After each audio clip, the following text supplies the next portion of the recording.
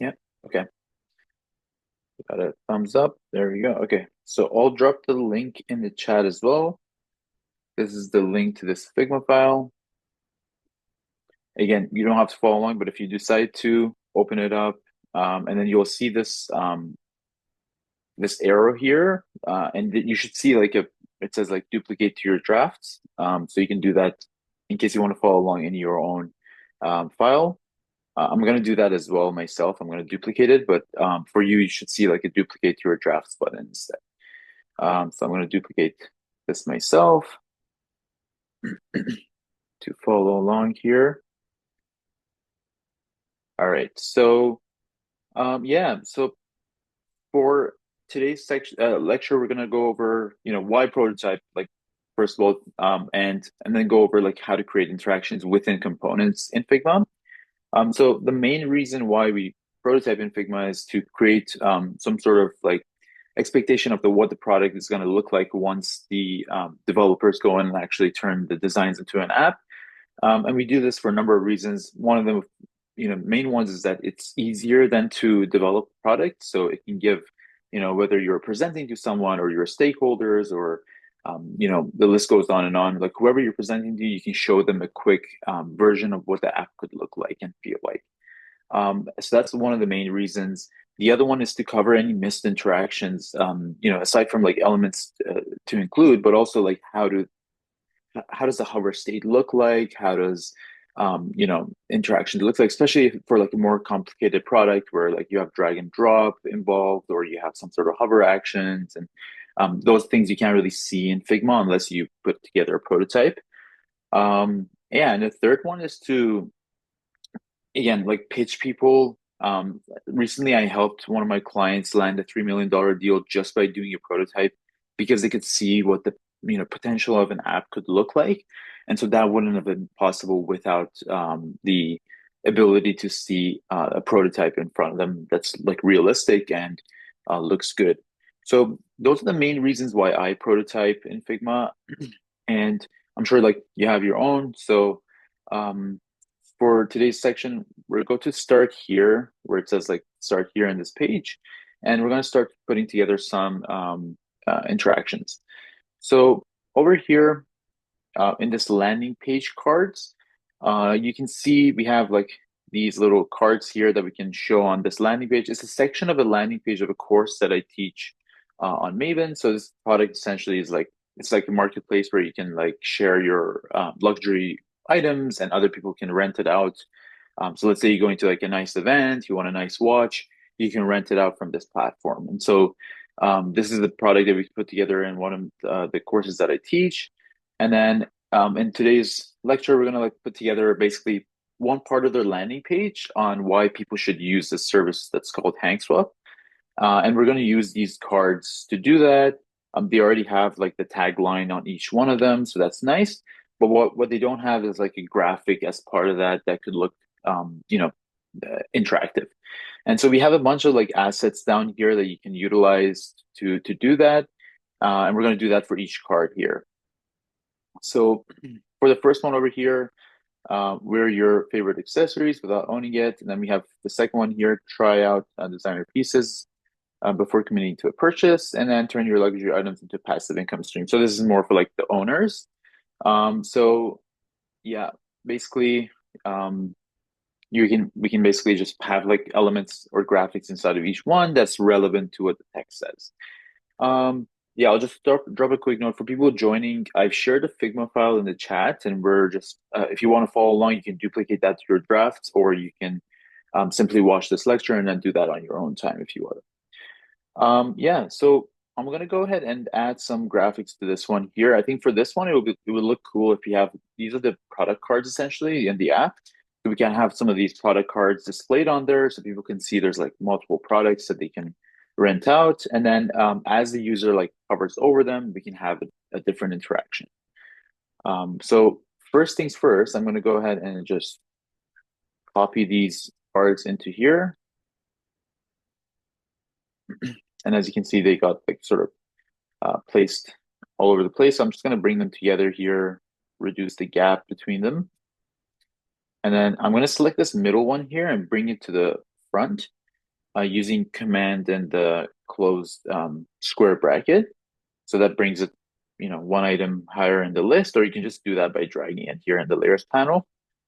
And right now, obviously, they're all like a little bit too big. So I'm going to select all three of them using Shift in my layers. And let's hit K on our keyboard, which allows us to scale elements, higher or lower. So we can scale it down by just dragging this element here or this arrow over here. Maybe a little bit bigger than that. Somewhere over here looks good.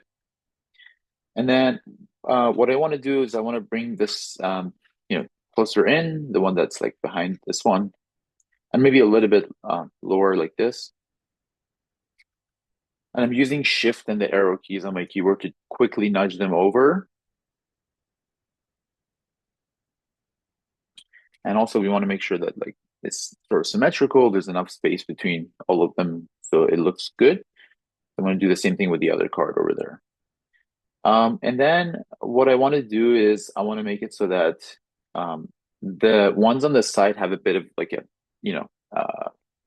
rotation to them. So it's rotated a little bit. So we can just take the sort of the corner over here and just rotate elements like this. I'm going to do that one like this and this one a little bit like this. And for this one here, so what I'm thinking in the interaction is like as the user hovers, we can have them sort of move a little bit, and we can use Smart Animate to do that. And we can actually do that inside of components.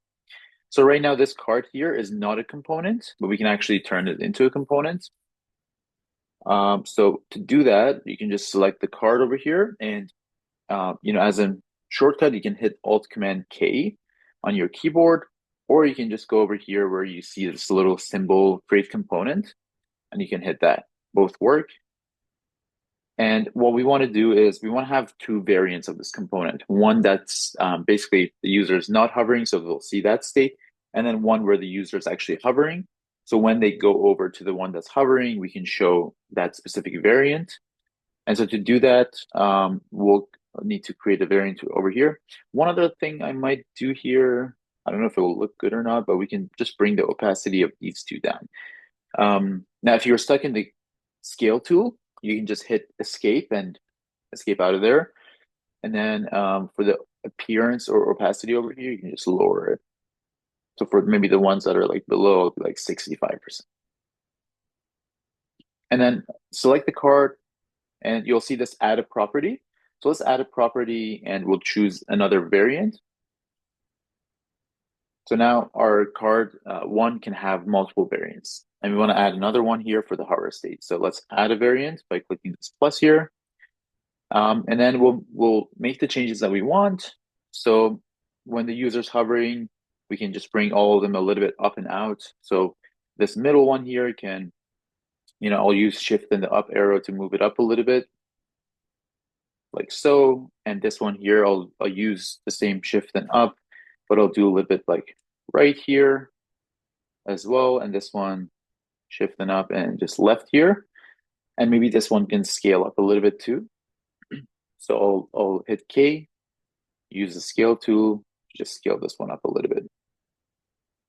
And these ones can actually go a little bit higher and to the sides. And you can even like play around with shadows and increase the shadows for like this middle one here. So it has like a higher shadow and the Y is like a little bit higher. So it looks like it's sort of levitating higher. So now we have these two different versions. Right now, like the variant, it just has a property one variant and it says default and variable one or variant two. We can just rename those. We don't have to though, but it's just nice to rename to know like what's happening over here. So this one's a hover state and this one's just a default state. And we can rename our property one to just like state. Again, this is like optional. It's just like nicer to if you're like putting together components over time to like label them like this. Um, yeah, and then I'll hit prototype over here on the tabs. And we want to create an interaction between this card to this card so that if the user hovers over this one over here, or while they're hovering, we um, essentially show this one over here. So you can do that by simply dragging a connection from the sort of any of the ends of the or edges of this card. You can just do it from the bottom one here, just drag it to that second one. And then now you have an on tap interaction. So when a user taps, change this to the hover one. But that's not what we want because on tap will mean that if the user taps or clicks on this card, it will change. But what we want is actually while the user's hovering. So if you click on this trigger, you can actually just change it to whichever one you want. And for this case, we want while hovering. So that instead of on click, while the user's hovering over this card over here, we want it to change to this one. But now what will happen is if I copy this instance into my landing page here, I'm just going to place it randomly for now. If I present this, and actually we don't want to, in case you have the device selected, right now I have a device like 15 Pro Max selected, make sure to just remove that, just have no device. So if you're presenting, you might notice that. So just make sure there's no device selected and then you can present. So what will happen is that the interaction is there, like I'll see the, you know, the change while hovering, but it doesn't look nice. So that's where a smart animate comes into play. If we go back to here and select, either of these cards, we'll see the interaction here, and we can just zoom in to click it again. Instead of instant animation, what we want to do is smart animate. Now, what Smart Animate will do is that it will take a look at the difference between the two variants and try to figure out a path for each element inside of it so it looks smooth and nice. So we'll actually create an animation for each of those cards that we created here to move in the direction that they should, so it all looks nice and smooth. So we can hit Smart Animate, and then by default, it has this ease out curve. So basically, as the animation sort of, ends, it will ease towards the end of it. You don't really need to worry about this one. You can play around with the duration if you want. So it's like a little bit slower. And to make it slower, you can just change it to like, instead of 300 milliseconds, you can make it like 500. So it's like half a second. So it'll take half a second to complete this animation. And so now if we go back here, you'll see it has this nice animation. And as I hover off, it also does the reverse. So it takes the elements back to where they were on the first variant that I had up there.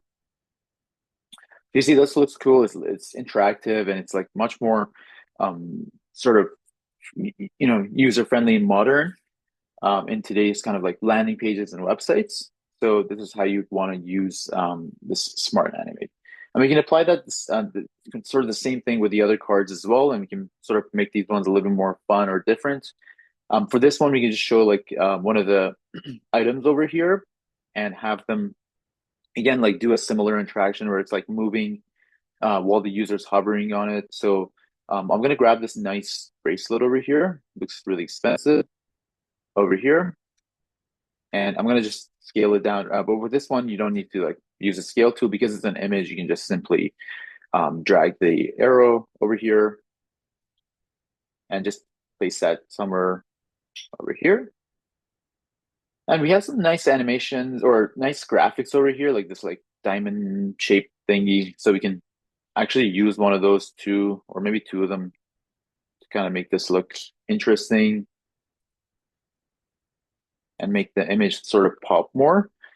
So I'm going to place like one down here, then use Alt and just place another one up here.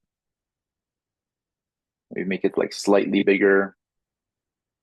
And then so like for this one, we can do the same thing. We can create a component, and then as the user hovers, we can bring them up a little bit, zoom or expand them a little bit so it looks nice and attractive as well.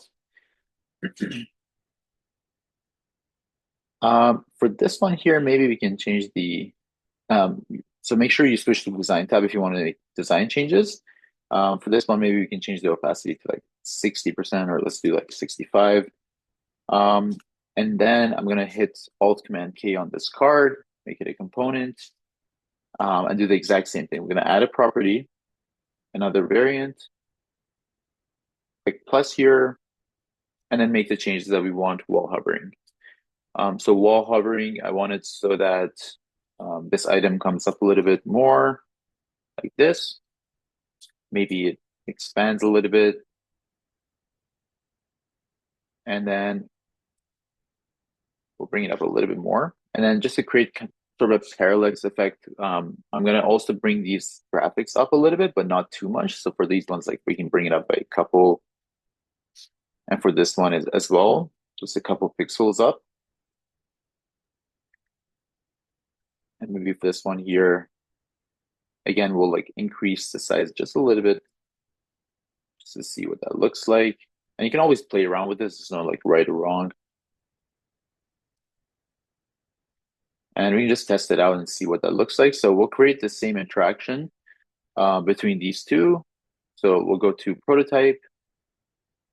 And if you don't want to use it or use the sort of the symbol over here, you can also just click plus interaction and do it from here. So while hovering action, you want it to change to the variant 2. We haven't labeled them. Obviously, like if we label them, we'll say hover or default. And we'll do smart animate and the same thing where we'll do 500 milliseconds and leave that to ease out. But of course, you can play around with the options here as well, just to see like what those look like. And they have some preset ones over here that you can also use. And so now let's bring this one in as well, just to see what that looks like before moving to our third card. Paste that in.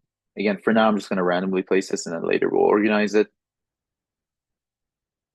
And so now you can see that's what it looks like.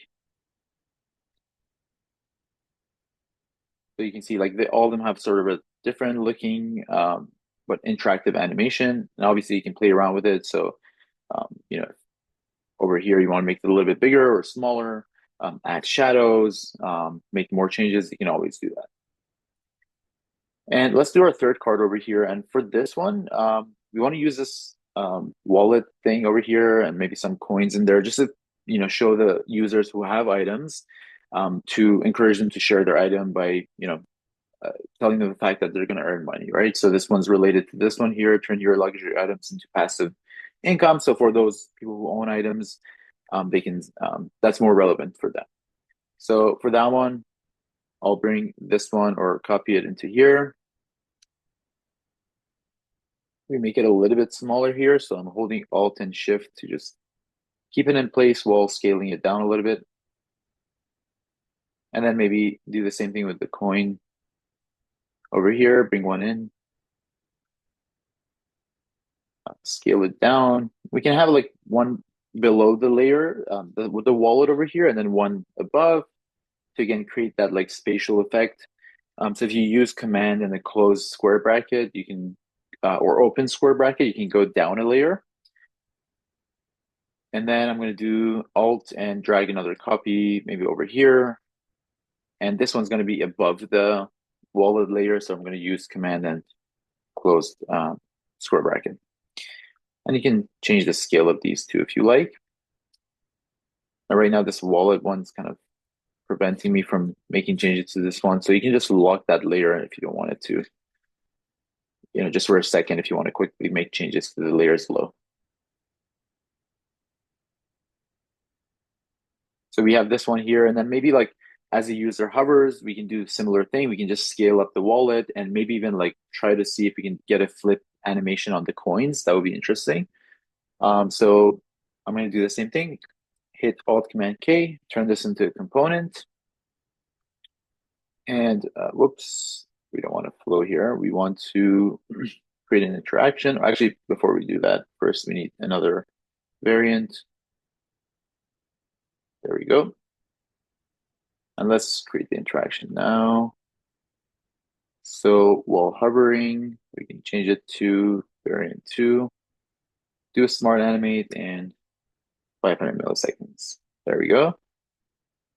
And now we'll go into design tab. And of course, I locked this layer here, so I can't make changes right now to it, but we're going to unlock it so that we can use Alt Shift and just scale it up a little bit here. And maybe move it up by like 10 pixels or 20 pixels. And we'll move this one up as well by 10 pixels. And then I'm going to use a shortcut to flip items horizontally, and that's Shift H. So if you hit Shift H on your keyboard, you'll actually go ahead and flip a layer horizontally. And similarly, you can do Shift V for vertical flips. So I have this other point over here. I'm going to do the exact same thing. I'm going to do Shift H and move it up. And this one only by 10 pixels. So that should create some sort of interesting effect. Again, you can play around with the opacity, make the coin behind like lighter or more opaque. And so now if we copy one in here, and since now we have all three of them, we can actually use Shift A to auto layout them together and use this middle align horizontal center, bring them all center, and the spacing between them, I'll just do 40 pixels. So now it's nice and centered. Go back. We have this one here and this one. Actually, it looks pretty cool. And so they all have a different sort of interaction that'll look interesting. And as the user is going through the website, you can imagine this creates an interesting experience for them. They're like, this is a modern company, I can trust them. And this looks interesting. And so you want to apply that throughout your product design and not just on the landing page, but even inside of the product. If you're working with mobile apps, of course, you don't have hover states, but you can definitely do that with click states or other sort of applications of it. And one application, actually, I left it in this file. If you'd like to do it as a sort of an exercise for yourself, is to add interactions to buttons. So we have this section 2 over here, where you can go ahead and show a loading state to the button when the user clicks on it. And so I'll leave that as an exercise if you'd like to do that. You have a booking button over here. You have this loading spinner. It doesn't look like there's anything there, but if you actually, paste that in, you'll see there's a little animation in there that you can see, and you can actually kind of see it over here too. And so you can use that with a combination of delay effects to create sort of a button that looks like it's loading, and then hopefully it loads a page eventually. So I'll leave that as an exercise, and then I'll open it up to any questions around what we covered. So if you have any questions, feel free to come off mute, drop it in the chat, and I'll be happy to answer.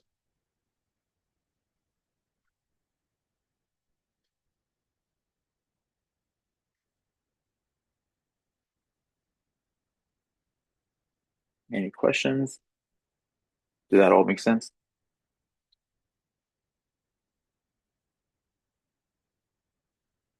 Cool.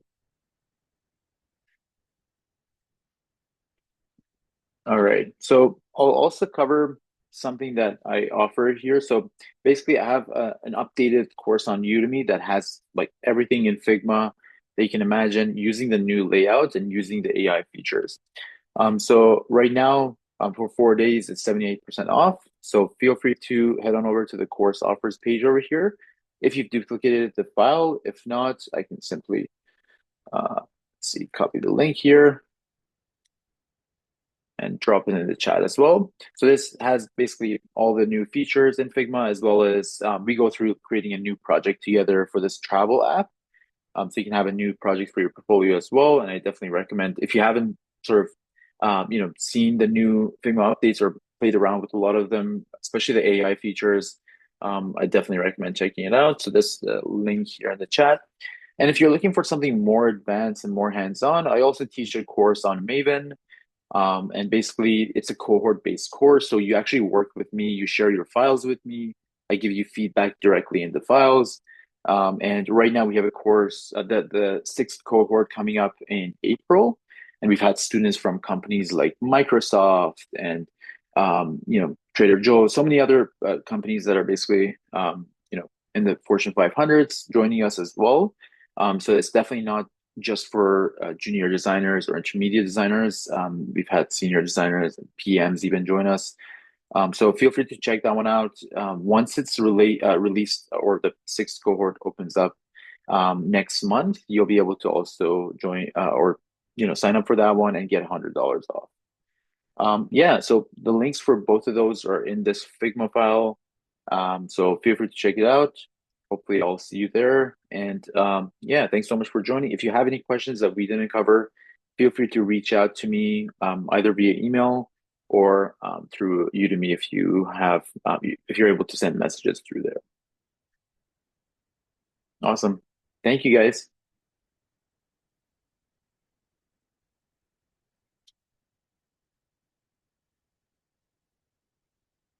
Have a great day.